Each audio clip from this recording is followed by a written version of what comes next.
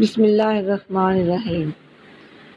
حضرت واصف علی واصف فرماتے ہیں، کسی انسان میں خوبی دیکھو تو اسے بیان کرو، لیکن اگر خامی دیکھو تو وہ تمہاری خوبی کا امتحان ہے۔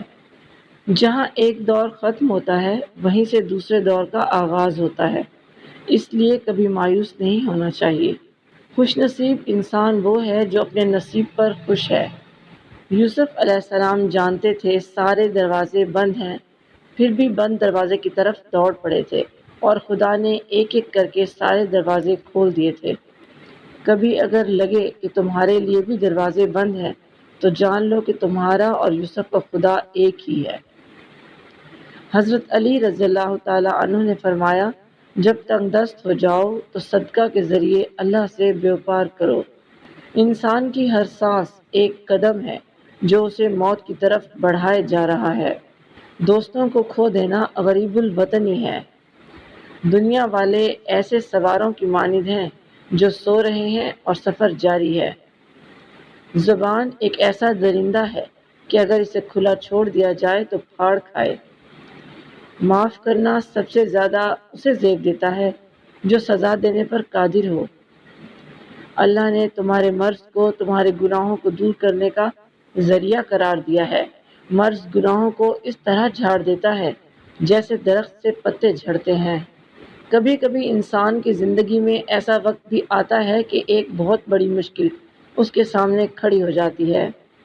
جب مصیبتیں پریشانیاں اسے ہر طرف سے گھیر لیتی ہیں، جب اسے لگتا ہے کہ اس مصیبت سے نکلنے کا کوئی رستہ نہیں ہے، وہ مایوس اور نا امید ہو جاتا ہے۔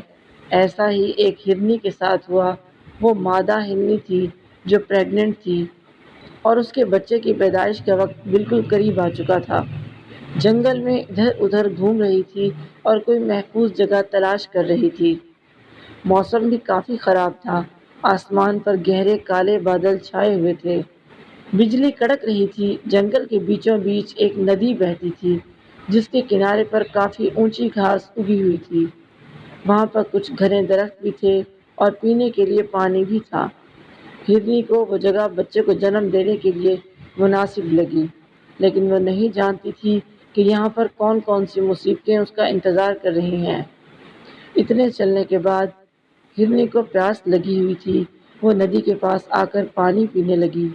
پانی پینے کے بعد جیسے ہی اس نے سر اٹھایا، اس کا سانس جیسے رک سا گیا۔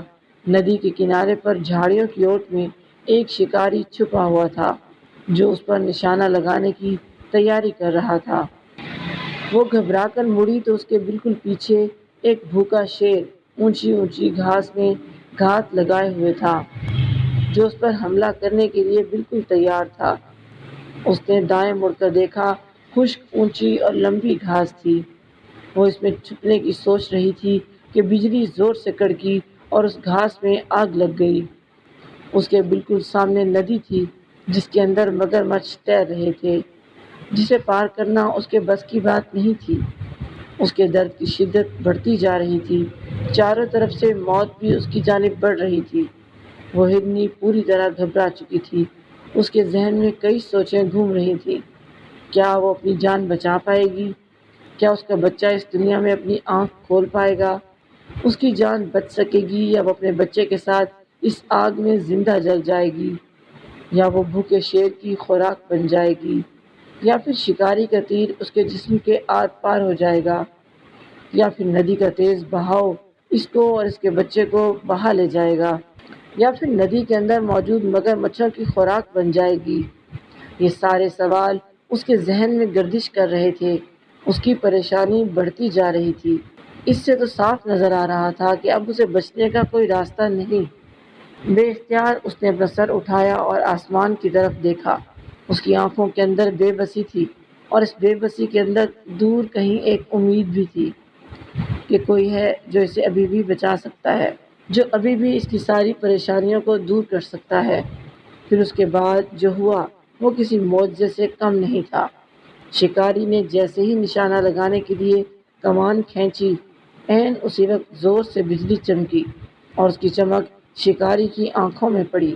شکاری کا نشانہ خطا ہو گیا اور تیر مادہ ہرنی کے پاس سے گزرتا ہوا سیدھا شیر کو جا لگا۔ شیر اس اچانک حملے سے گھبرا گیا اور بھاگ کھڑا ہوا۔ ساتھ ہی زور کی بارش شروع ہو گئی اور گھاس میں لگی ہوئی تیز آگ بھی بجھ گئی۔ ایک لمحے میں سارا منظر بدل گیا۔ وہ مقام اب مادہ ہرنی کے لیے بالکل محفوظ ہو چکا تھا۔ اس نے آرام سے اپنے بچے کو جنم دیا۔ اب وہ اور اس کا بچہ دونوں بالکل محفوظ تھے۔ اس کہانی میں ہمارے لیے ایک گہرا سبق ہے۔